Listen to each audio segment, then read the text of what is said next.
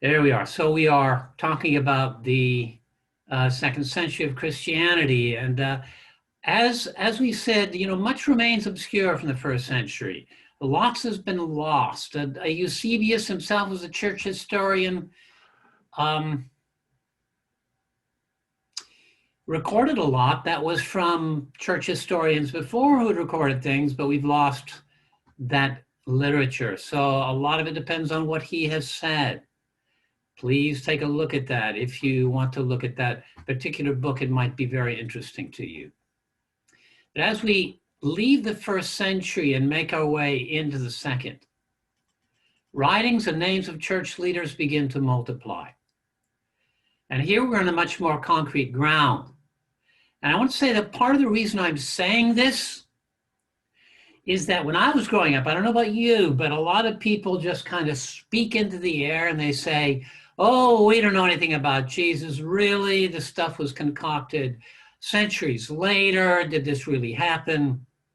And I'm saying to you and giving you proof that there was already early on, and we saw that last week, records of the growth of the church and what was going on. Now we know that the Gospels were there early, and they are a reliable witness. You're learning about that in another class, so I won't go into that. So what do we know about the church in the second century? And what we do know is that the spread of the faith was substantial, along with continuing persecution. Now, how do we know this?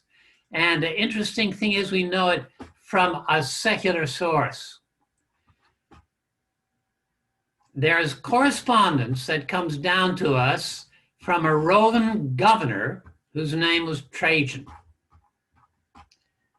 And he was answering a governor's questions about what to do about all the Christians in his province.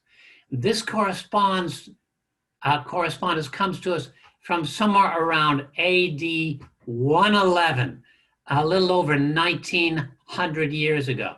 So let's look at I just want to show you a picture of this man.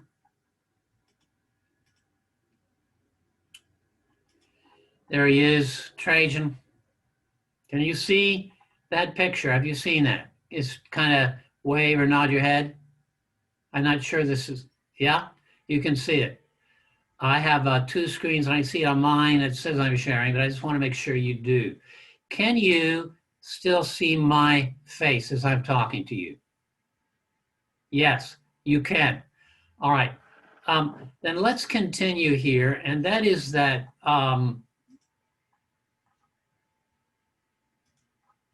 here is what this correspondence was.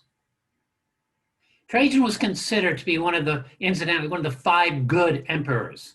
He presided over the largest military growth of the Roman Empire, and by the end of his death, the empire reached its maximum size. He was also known for his social welfare programs and philanthropy.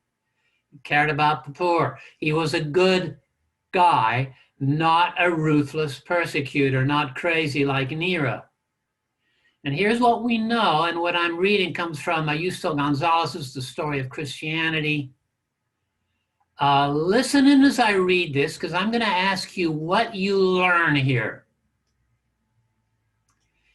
Here's what we read. In AD 111, Pliny the Younger was appointed governor of Bithynia. There's where Bithynia is, on the northern shore of what today is Turkey. We know from correspondence that Pliny, who appears to want to do a good job as governor, was being faced with an unexpected problem. There were already so many Christians. This is 111, my friends. There were already so many Christians in the area that Pliny, the governor, declared that the pagan temples were almost deserted, and that the sellers of sacrificial victims found few buyers. When somebody sent the new governor a list of Christians, Pliny began inquiries, for he knew that this religion was illegal. What do I do with these persons? The governor had the accused brought before him, and thus began learning of the beliefs and practices of Christians. He didn't know anything about them. Many declared that they were not Christians. They were afraid. So here they are, persecuted. Some guys gave way. Remember the tares? Remember the wheat that grows up, the sower and the seed. Others said that although they had followed the new faith for a time, they'd abandoned it. What would you do? Of these, Pliny required only that they pray to the gods, burn incense before the image of the emperor, and curse Christ, something that he had heard true Christians would never do. Once they performed these rites, he simply let them go. And those who persisted in their faith posed a different problem. Pliny's practice was to offer them 3 opportunities to recant, while threatening them with death. If they were Roman citizens, he had them sent to Rome as the law required. Pliny considered himself a just man and therefore felt obliged to find out what crimes, besides sheer obstinacy, Christians committed. Now listen to this. All he could learn was that Christians gathered before dawn to sing to Christ as to God, and to join an oath not to commit theft, adultery, or any such sins. They also used to gather for a common meal, but had discontinued this practice when the authorities had outlawed secret meetings, so they weren't meeting for communion. And he wasn't quite convinced that this was the whole truth. He said, there's got to be more than this. So Pliny put 2 female Christian ministers, and I'm assuming he means deacons, to torture. But these 2 women simply confirmed what he already knew and did not renounce their faith. His question then was, should Christians be punished for concrete crimes, or should the very name Christian be considered crime? And not knowing what course to follow, Pliny suspended the proceedings and wrote to Emperor Trajan for further instructions. The emperor's response was brief.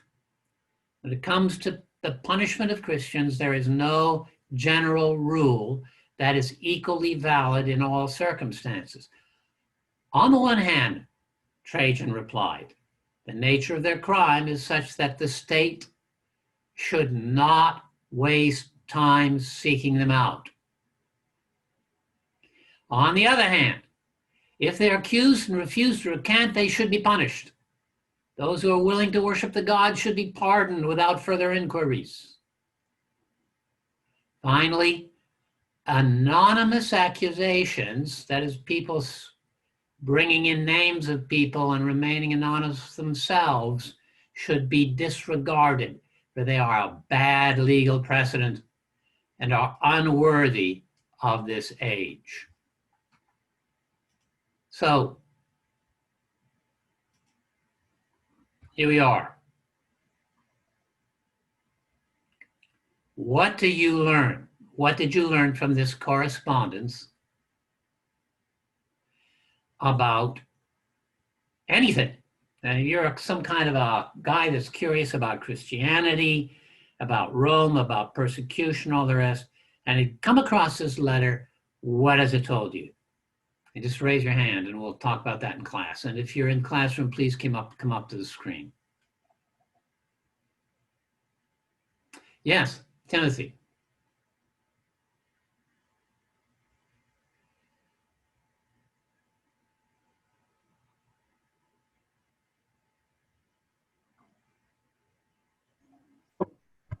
Well, what I do know, like, are you asking if I was some Roman dude that came across this, or like modern day? Modern day person who came across it, and you say, I wonder what was the church like at the beginning? What did they do? What were the Romans like? What was this ruling? What did they think of Christians? Anything like that? Anything you learned? Well, Christians were very dedicated because they refused, or some of them were at least, because they refused to recant even under torture. Yeah. Okay. that they also followed the rules of Rome as much as they could, because when secret meetings were outlawed, they simply stopped. They didn't keep doing communion, even though the state told them not to. Okay. Good. They didn't seem to really do anything as a crime other than not follow the gods. All right. So they were very moral. Good. Very good. Thank you. Thank you. Anything else you learned?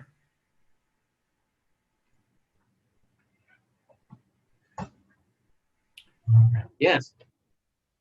I think that if I was somebody who was still skeptical about the first Christians or even about the gospel, this would encourage the belief that, you know, Christians did stand up for their faith in one way or another, always abiding by the laws, but still being firm in what they believed.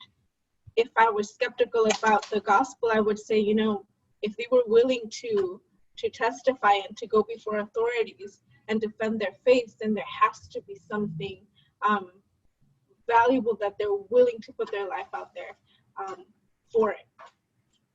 In other words, they're normal, good people. They're not crazy. And yet they're willing to die for the faith. What is this? What is going on? Good. Any further comments? What else did you learn?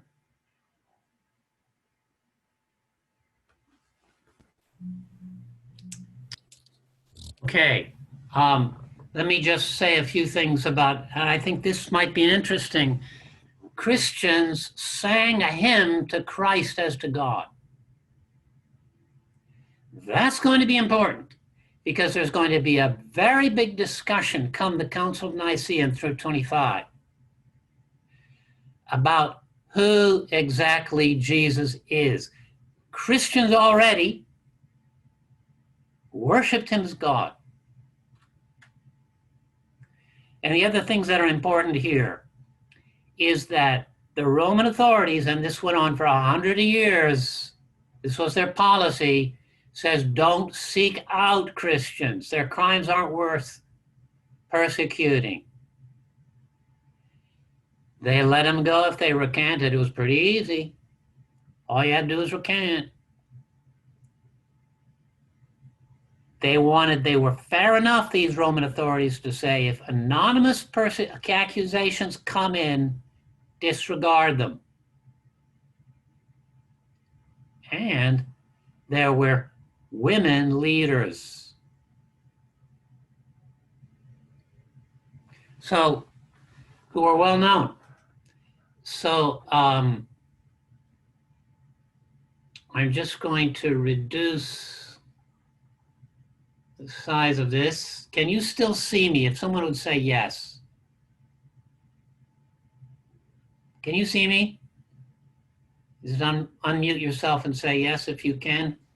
Or Yes. Yes, thank you, good. So what this meant was this was a fairly anodyne period so far as persecutions were. Christians were denounced, but sometimes it was the very visible Christians who were denounced. And Ignatius and Polycarp are two leaders, Christian leaders. Remember those names, they're important. We still have some of their writings from this period who both suffered martyrdom. Incidentally, let me just ask you another question here. I hope that we're going to get through all the material because there's a lot to do. But why do you think it was so important that authorities had incense burned to the image of the emperor and that Christian pray to the gods? There were lots of gods, and every country they went into, they kind of assimilated that god into their system. Why do you think it was so important that they burn incense to the emperor and pray to the gods? Matthew, please unmute. So one of the things was, one, they regarded Caesar as they said, a living god. And another thing, it was not only just a religious, but more of a political thing, because in every area of the Roman Empire, everyone had to burn incense to Caesar or worship Caesar as God. It was only the Jews and the Christians who did not do that. Very good answer. Caesar, probably Trajan, did not believe himself a god. He was a good guy. A lot of the men didn't, but it was had been integrated into the political mentality of the day that these guys were gods, and it was a way of forming allegiance to the political empire that held within it a whole disparate number of different countries they'd conquered. So they wanted this patriotic allegiance. And they made religion, which is at the heart of every culture, part of what patriotism meant. And so they wanted to make sure that Christians were going to pledge allegiance, you might say, to the Roman Empire by burning incense to this god who is the emperor. And really, they took this pretty lightly because people would do it like an official act and just go off and do it. Nobody really believed it in their hearts, or very few people did, but you just had to do it. And when you think how indifferent most people were to this, they did the incense, they prayed to the gods, okay, we did that, like kind of going down and signing a paper somewhere. And then you see what Christians did and died because they said, no, I won't do this. You wonder, what would you do? Where is your heart? When is it going to say, no, I'm going to stand in faith?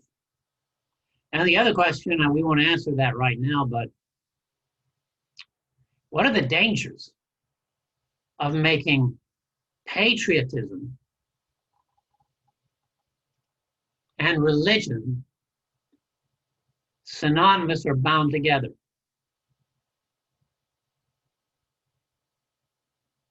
What dangers are there for us today or in any country? In Russia today, the Orthodox is so important that many Ukrainians have had to flee.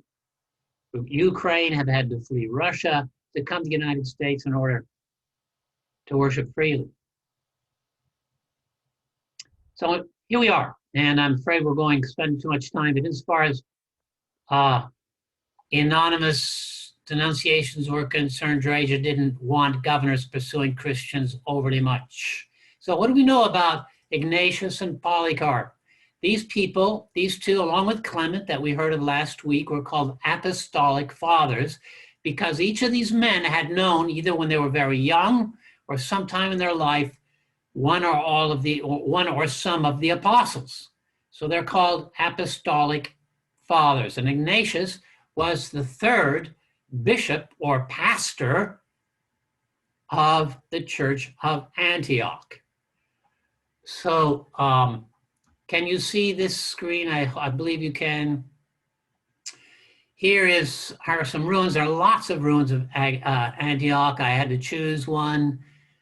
Here, Antioch was at this time the fourth largest city in the Roman Empire. Remember, that's where Paul and Barnabas started out their missionary journey in AD 46, their first missionary journey. For centuries, it was one of the 4 or 5 most important bishoprics of the church. Ignatius claimed to be a student of John the Apostle. He was denounced and arrested and sent to Rome, and on his way wrote 6 letters, 6 epistles. We still have them, one of which he sent to his colleague and Bishop Polycarp. And I hope we have time, we'll be able to read about Polycarp's martyrdom at the end of the class. The other letters were sent as to various churches, as Rome and Smyrna. Smyrna, remember where Smyrna is in Turkey, what is now known as Turkey, Asia Minor. And the book of Revelation is a letter to the church of Smyrna. And he wrote some letters to these churches on his way to Rome, where he's going to be fed to the lions. And this is what he said: I enjoin all that I am dying willingly for God's sake, if only you do not prevent it. I beg you, do not do me an untimely kindness. In other words, don't try to stop me from dying for Christ. Allow me to be eaten by the beasts, which is my way of reaching to God. I am God's wheat, and I am to be ground by the teeth of wild, and I am to be ground with the teeth of wild beasts, so that I may become the pure bread of Christ. That was in his epistle to the Romans. So this is a glimpse of the attitude prevalent in the church regarding martyrdom, and this attitude toward martyrdom will have an interesting afterlife. It will become a pattern not only for martyrdom, but also in some countries for self-exile in monasticism. People would consider themselves living sacrifices as hermits, and they would consider this an honor. Now, Ignatius says a few other things that are really important. They give us an early glimpse of what is to come in the 2nd century, and one relates to a term he uses, and the term is katholikos. Katholikos was a Greek word meaning complete, according to the whole, well-rounded, universal. In other words, it's not something partially whole, it's the whole truth. It's the whole thing right here. And Catholic meant then the small c meant universal church. This is what we believe everywhere. And he was using the term in such a way that it seems to reflect a usage current already among churches of his day to distinguish between that which was widely taught in churches throughout the Mediterranean basin and beyond as accepted doctrine, and that which was heterodox, that is new or unfamiliar teaching. This has led many to believe that the term Catholic for those churches which were faithful to the teachings of Jesus, the apostles, was already in use in the 1st century. Catholic, Greek. Don't think of Catholic, the Catholic Roman Catholic Church. Just think of the church, the whole church, the good church. So Ignatius wrote this: avoid divisions as the beginning of evils. All of you follow the bishop as Jesus Christ followed the Father, and follow the presbytery or elders of the church as the apostles, and respect the deacons and the commandment of God. Let no man perform anything pertaining to the church without the pastor. Let that be considered a valid Lord's Supper over which the pastor presides, or one to whom he commits it. Wherever the bishop appears, there let the people be. A bishop, and again I mean pastor. It's the same term in Greek. There let the people be, as wherever Jesus Christ is, there is the universal or Catholic Church. Wherever Jesus is, there is the Catholic Church. It is not lawful to baptize or give communion without the consent of the pastor. On the other hand, whatever has his approval is pleasing to God. Thus, whatever is done will be safe and valid. So we're reminded of a line from the Epistle to the Hebrews: obey your leaders and submit to their authority. They keep watch over you as men who must give an account. Obey them so that their work will be a joy and not a burden. So my question to you is, why were Ignatius and the other churches finding it necessary to use this term Katholikos? What might be going on here? What are your thoughts, quickly? What's going on that he has to use this term?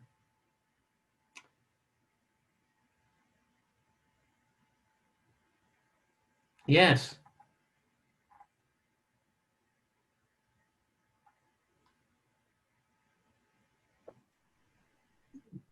Heresy! Yay! Pharisees. Okay. Random that doesn't make any sense and has no actual backing behind it. Come a little closer, Timothy, please. A bunch of different stuff going on that doesn't have the backing of Christ or any of the previous understandings of anything, like Gnosticism, as Matt said. Gnosticism, Pharisaical and Jewish teaching. Thank you. There is a pernicious teaching that's begun to invade the church. And this is what we're going to have to learn a little bit about here today, and that is environment, is Gnosticism. Now you're going to begin to be seeing here the importance of church order. There was no recognized book of church order. So how are people to know what's right? The work and the power of the Holy Spirit were being poured out of the churches. People were flooding in, oftentimes from pagan backgrounds, people who are educated Greeks. And as educated people, they thought, I got something to offer. I know something. Listen to what I have to say. Other people would claim to be inspired by God and sharing teaching that was weird. And people would be pulled into it. Think of conspiracy theories today that are online, and Christians are being pulled into them. People are saying, I've got the truth here. Listen to me. And I've got it for you. So the churches had to begin to say, how do we know what's true? And where is the plumb line for truth? You remember there was no New Testament that was bound up in a single copy. The letters of Paul, of Peter, the Gospels were all being copied and handed around to the churches. But there was a lot of other writings going on too. Remember when John writes his second epistle, he says, many deceivers who do not know, acknowledge Jesus Christ is coming in the flesh, have gone into the world. Any such person is the deceiver and the Antichrist. Watch out that you do not lose what you have worked for, but that you may be rewarded fully. Anyone who runs ahead and does not continue in the teachings of Christ does not have God. Whoever continues in the teaching has both the Father and the Son. If anyone comes to you and does not bring this teaching, do not take him into your house or welcome him. And he's talking about a real problem here, John, already. When John was writing this, there was a problem of Gnosticism. Already, when Paul was writing Colossians, there was a problem of Gnosticism. Okay?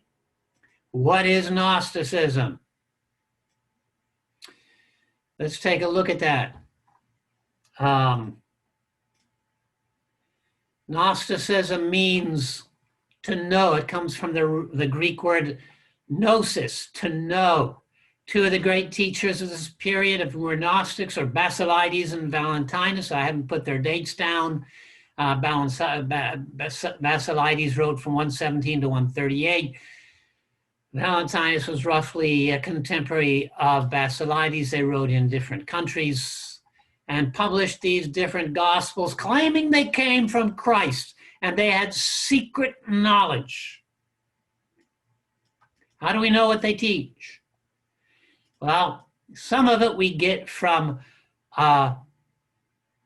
Irenaeus, someone we'll hear about later, who wrote books refuting them. And we still have some of his books, Irenaeus, and he would quote them. But in 1945, some scrolls were uncovered in Egypt, on the west bank of the Nile in Upper Egypt, by two farmers digging for natural fertilizer. And they happened upon a jar down in the ground with 52 Gnostic treatises by various writers. 52 of them. So remember, there are lots of these Gnostic guys out there. And they were found in 13 leather-bound books, one book of which was burned by the farmers. They didn't know what they had. They all date to the 2nd century, and the most famous was the Gospel of Thomas, of which more in a minute. And they were all written in Coptic, or translated from the Greek into Coptic. That was the language of the country, the Egyptian countryside, a language that still exists to this day. And the Coptics are Christian today. What did they teach? Some of the outlines of teaching are relatively amorphous. There's no single doctrine or single school. This is what Gnostics teach. They were all over the map. But listen, and here's a few. Now this, actually, I'm going to say before we get to that, I'd just like to say a few things that Gnostics taught. So you might want to take this down. Gnostics taught that the key to salvation was mystical understanding, reserved for people with a special enlightened knowledge.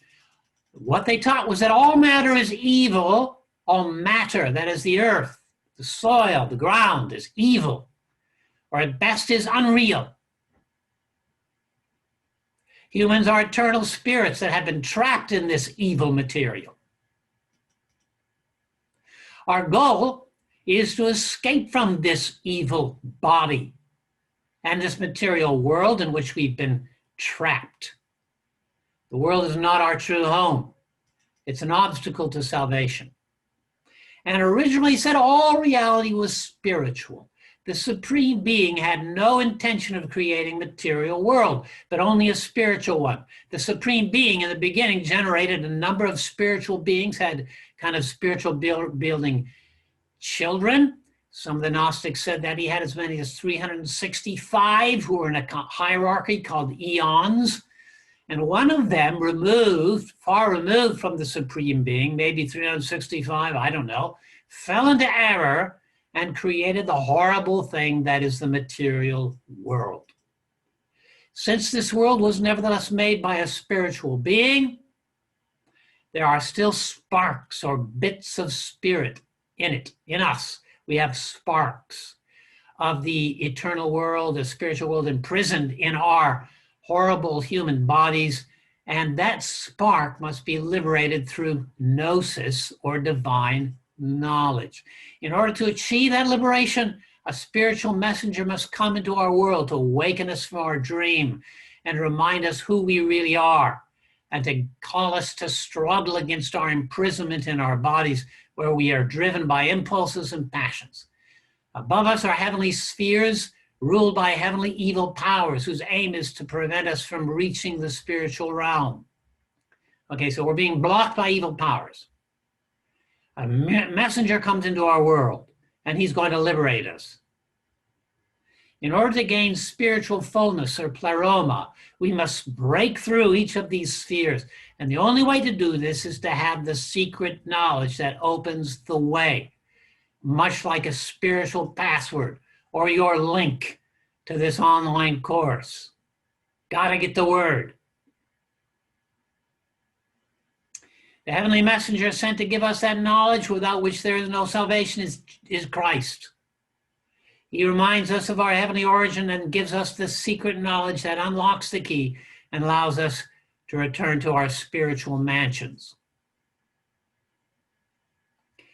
Okay, so the body is evil. So Christ did not have a body like ours. It was only an appearance, like a ghost, that seems real. That doctrine is called Docetism. That comes from the word that seemed Greek that means appear or seem. He seemed to have a body, but he didn't. They denied that Jesus was born as an infant because that would have put him under the power of the material world. And since the body is the prison of the spirit, Gnostic teachers recommended basically two ways to deal with it.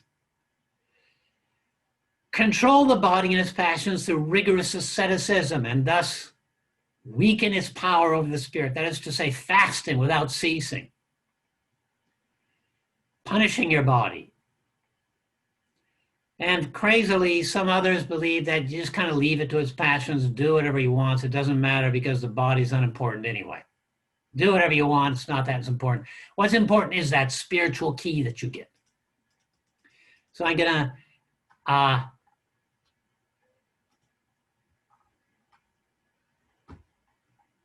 try to get back to you. I'm going to give you 2 minutes now. And I'm going to have you break into rooms.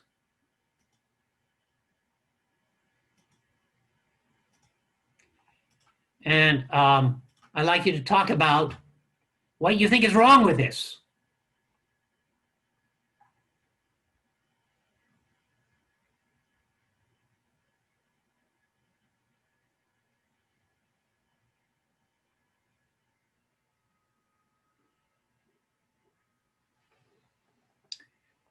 Ah.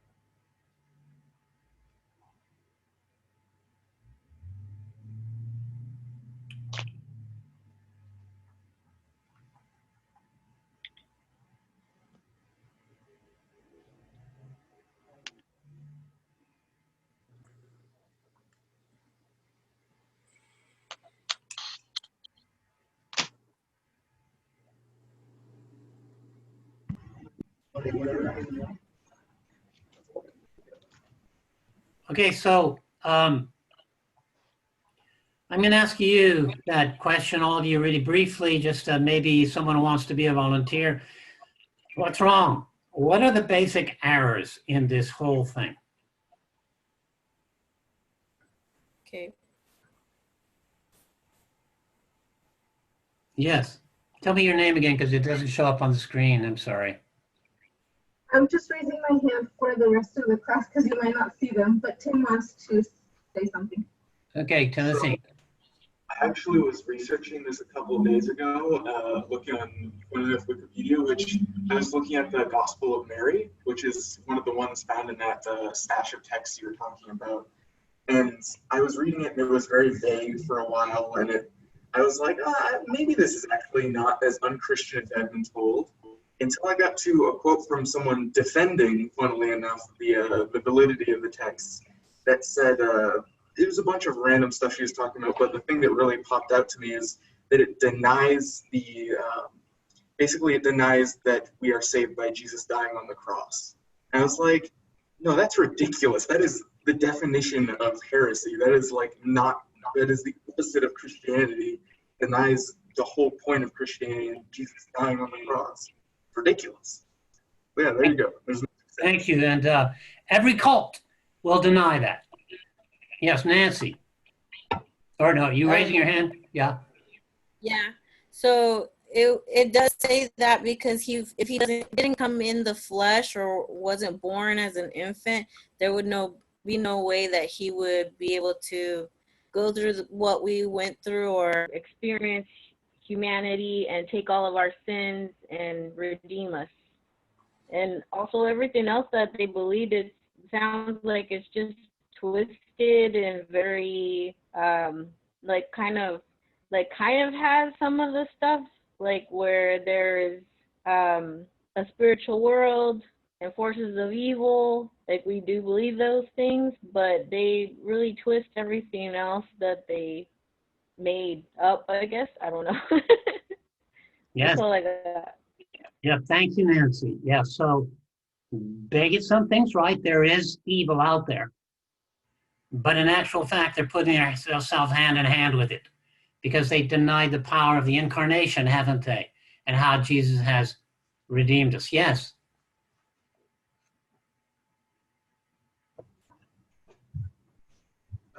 Matt and I also just had a small side conversation going on where I realized it also denies the complete power of Christ because it implies that there's this evil that he can't control and that he couldn't stop from coming into the universe, and that this whole universe is basically an accident he didn't intend to happen. When that means he's not all powerful. That means that there is something as powerful as him out there that he's fighting with. And it's like, no, that's ridiculous. Okay. Very good. Very good. Thank you. Thank you. Good thoughts. We're going to have to end that particular discussion now.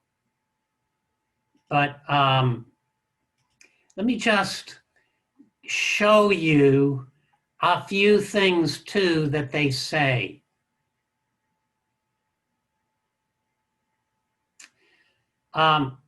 Also, let me remind you that they have denied the goodness of creation. The material world is evil. It's an illusion. Christian Science does that today. Hinduism does that. This is classical occult teaching.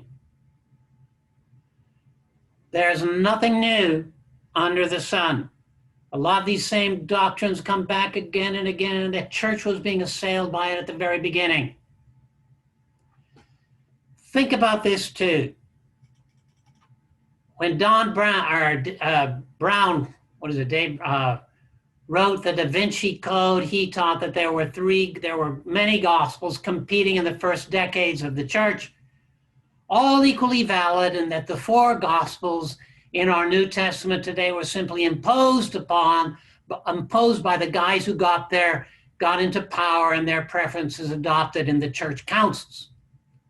It was a kind of a political game, and that any of these could have been adopted as gospels. Don't believe it for a second. There were never anything but four gospels in the first century. And if any of you are fascinated by the teaching of the Gnostics, then do what Timothy did and read them. I'd like to show you a little bit something about the Gospel of Thomas.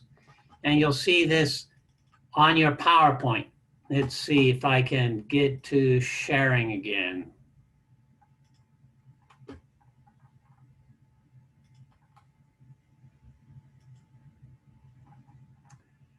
So read these statements here. This is just a very small example of something that goes on and on and on.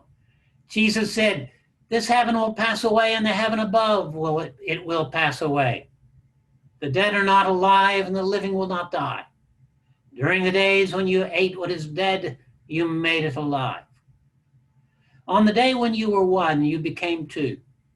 But when you become two, what will you do? The disciples said to Jesus, we know you will leave us. Who is going to be our leader then? Jesus said to them, no matter where you reside, you are to go to James the Just, for whose sake heaven and earth came into being. Okay. What do you think of that? What do you learn here? What is your impression of that writing? And maybe somebody else here, as you read those first sentences, what do you observe? How does that sound to you? What does it feel? Just raise your hand.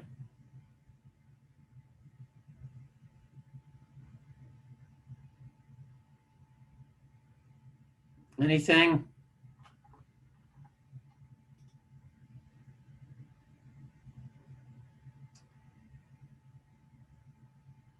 Okay. Do you like that? Does it sound spiritual to you? I'm assuming you're still looking at that screen sharing. You can see that, can't you? Yes. Can you see us when we raise our hand? No, I couldn't this time, no. For some reason, I couldn't see all of the room. Go Oh, ahead. okay, because we were raising Oh, sorry, So, I couldn't see the classroom. Go ahead, Matt. What did you want to say? Okay, so the last one. Jesus said to them, no matter where you reside, you're going to go to James the Just, for whose sake heaven and earth came into being. That is literally saying that James the Just was a reason for evil. Yeah, And completely contradicting themselves. So the way that goes is go follow the evil one. right. So suddenly James the Just has replaced Jesus. Well, it's actually the message anyway, so that doesn't make sense. So yeah, I would like to add that it just, the first few sentences just make it seem like there was absolutely no real point for Jesus coming. I mean, the Yes. heaven will pass away and the heaven above it will pass away. Okay, so then what is the purpose for his coming? The dead are not alive and the living will not die. I mean, it just leaves you kind of hopeless there. Yeah, So what would be the purpose of Christ? that's right. Okay. We're going to have to move on, but friends, one of the things that impressed me, and this you see again and again and again in this writing, is it has an allure of wisdom to it, that most of it is all written in paradoxes. And so you think, oh, that kind of sounds kind of wise. The dead are not alive, and the living will not die. And when you ate what is dead, you made it alive. Whoa, that sounds kind of interesting. And it's that kind of drawing you into a kind of secret knowledge that you are going to find the key to. Lots of gurus have done that. And they say these things that have a resemblance of wisdom. Look at the Gospels and listen to Jesus speak. Nothing sounds anything like that. Nor the apostles. I read today, I was reading in the Epistle of the Hebrews. And I started reading this, I said, after having read the Gnostic stuff, I said, wow, this is inspired. When something is inspired by God, it's brilliant. When stuff is people have composed it or evil spirits have composed it, it's specious knowledge. And you feel it. And you say, something isn't right here. And the church had to deal with that. So let's go on. Listen to this, what the Gnostics said. Simon Peter said to them, let Mary leave us because women are not worthy of life. Jesus said, behold, I shall guide her so as to make her male. Then she too may become a living spirit like you men. For every woman who makes herself male will enter the kingdom of heaven. You girls didn't know how hard it was, did you? When you're tempted by secret knowledge, take care. We have it clearly set out in the Gospels and in the New Testament. Beware. Remember when Joseph Smith discovered the secret inscribed golden plates He dug them up in Palmyra, New York, and translated them with the help of special glasses called Urim and Thummim. Whence the origin of Mormonism today. Beware. Constant effort on the part of cults and sects to replace the Gospels and the New Testament with some other kind of writing. Psalm 103, whoever recognizes father or mother will be called the child of a whore. Okay. Here is just a last kind of thing that, I mean, this goes on for page and page, but something called the Secret Book of John. Remember, Paul talks about beware of secret discussions about angels. Already in his day, there was a lot of discussion about angels and genealogies. And there are pages I have of these weird names of angels who created various parts of the human body. All right, so let's go on. Another man named Marcion. We're going to have to run through these things quicker. Marcion was also a heretic. He was a person who lived in the 2nd century. His father was a pastor. He grew up at a church. He grew up in Pontus, which is just east of Bithynia, in that little map I showed you on the Black Sea and the North Coast. And he hated Jewish people, and he hated the Old Testament. And so he came to Rome and began to teach that the Old Testament was all the work of another God. There are two gods, an Old Testament God and a New Testament God. And the Old Testament God created the world. And the Old Testament God was the guy who wrote the Old Testament. He's evil and horrible, but the New Testament God is someone new. He eliminated all the Gospels except Luke, and even Luke he heavily edited. And then he took out any quotes from the Old Testament from the epistles of Paul. My friend, that church, and he formed his own denomination or his own church, his own cult, ordained ministers and bishops of their own for 300 years. He also taught, like the Gnostics, that creation is evil, our body is evil. He debased marriage. So the Old Testament God was a bad God. New Testament is good. We're going to have to keep going. What did the New Testament people do in response? They were getting more and more educated people with them. And they began to have people who are called apologists. And they began to defend the Christian faith outwardly against Rome. They, one named Athenagoras, we still have his plea for Christians, a treatise sent to the emperor. That'd be a good paper for one of you. We have it today. And he wrote in pleading that of the goodness of Christianity and the falsehoods that were being leveled against them. Justin Martyr, a very great apologist, wrote Apology 1 and 2. And had a public debate with Trypho, a Jewish rabbi. He died as a result of torture in 165 AD, actually 3 years after he was tortured. But as a result of his torture, he could not survive. Aristides in 138 wrote an apology that has recently been rediscovered. You can find that online. Tatian was a guy from Assyria, and he wrote an address to the Greeks and a harmony of the gospel. Theophilus was a bishop of Antioch. He also wrote 3 books. So these people begin to be scholarly kinds of people who are beginning to arise within the church and take on the enemies of the church. One of the most important is Irenaeus of Lyon, that's in France, and he was made bishop of Lyons in AD 178, and he wrote extensively against false teachings. We have some of his books today. We still have 2 of them.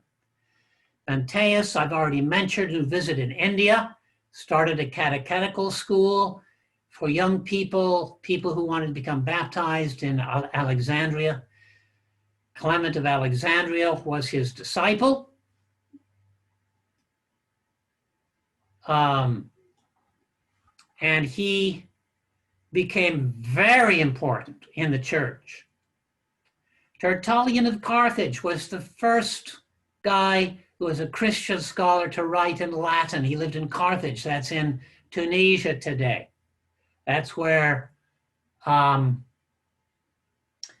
Rats, who's the guy who conquered, who invaded Rome with elephants, came from Carthage. And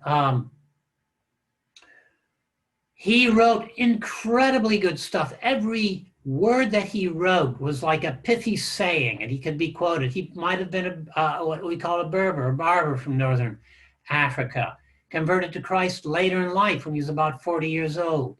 He became an extremely eloquent writer in defense of the Christian faith, and Origen was the most important of all. And we'll talk about him next Tuesday a little bit. What are some of the lies and rumors that might have been circulating about the Christian faith at this time? Does anybody know? And oh my, we only have less than 15 minutes. Just let me open it up to you. Yeah, Matt. So one of them was cannibalism. Cannibalism, why would that be? Because they were some people heard in passing about the Christians eating the body and blood of Christ. And Absolutely. And it was without context. Yeah, context, and it was a secret meal. What are those people doing in there? And they were saying they're actually taking an infant and wrapping him in bread and then cutting him in two and eating it. So cannibalism, anything else that might have been accused of? Yeah, of wrong sexual behavior, because since they believed in the holy kiss, then people got the wrong idea. Yeah, give one another a holy kiss. And they would call each other brothers and sisters, and they would have love feasts together, agapes. That meant they were doing incestual things, and they were sleeping with everybody in big orgies. So that was something that they were accused of. And here, if you want to look at this little drawing, this is a sketch that's found in the catacombs in Rome. It's been removed and put in a museum. And it says, Alexamenos worships his God, and they have a donkey on a cross. This was probably around 200, actually. They're not sure when to date it, but they're mocking Christians. Here they are worshiping some criminal on a cross. They're worshiping an ass. And so that was another thing that they were accused of. Okay? So what are we going to do here? Another thing they needed to do was to begin to write creeds. And somewhere in this period, this creed was written, the Apostles' Creed, at least not all of it, 4th and 5th century, was added to. But tell me what you see in this that might be an answer to some of the falsehood that's being propagated in the church.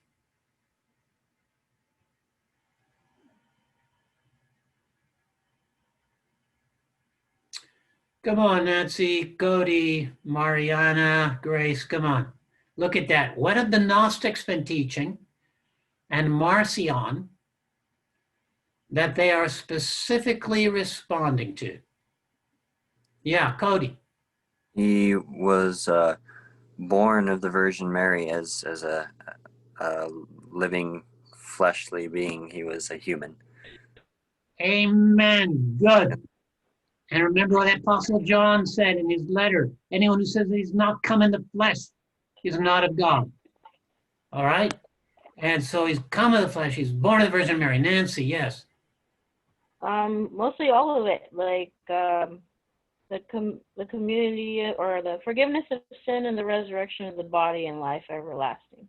So the forgiveness of sin could only come if he were to go on the cross, and he would have to have been born, all that stuff. So everything ties in together, Yes, I guess. yes, and a resurrection of the body. Think of that. You mentioned that. That is to say that this material world is not evil. Someday we're going to be resurrected and there's going to be a material earth. Now remember this, because 20th century early church, in the early part of the century, everyone would sing, "This world's not my home, I'm just passing through." And in fact, what the New Testament teaches is that someday heaven is coming to earth and God's going to redeem this world. And this world is going to be transformed. Heaven, in Revelation, says the city of God is going to come here. The evil is going to be chased away and all is going to be transformed. And our bodies are going to be raised from the dead, eternal. And they're going to be material, spiritual bodies. The early church believed this. Okay, we only have a few minutes left here. Thank you. I hope you don't mind me calling on you, but you did such a good job answering these questions, Cody and Nancy, that I'm going to have the courage to do it again. So there. So here we go. I have a question for you as a class. I'm sorry we didn't get to the martyrdom of Polycarp. I'm going to ask this question first, and if we have time, we'll get to his martyrdom. It's a beautiful, beautiful martyrdom and what he says. You can look and find it in your book, I believe, too. Marcus Aurelius, Emptor 161 to 180, wrote some of the most classic and beautiful meditations and literary masterpieces of the age, but was deeply superstitious and not a Christian, and was terrible in his persecution of Christians. Just because people are well educated and seem nice people doesn't mean that they will not strike out at the church. So here's a question. What do you think, and we'll discuss, this is your embedded question that I'm going to have you answer in your answers to me. What do you think of Ignatius's comment that the Lord's Supper is only properly performed when an ordained pastor is present?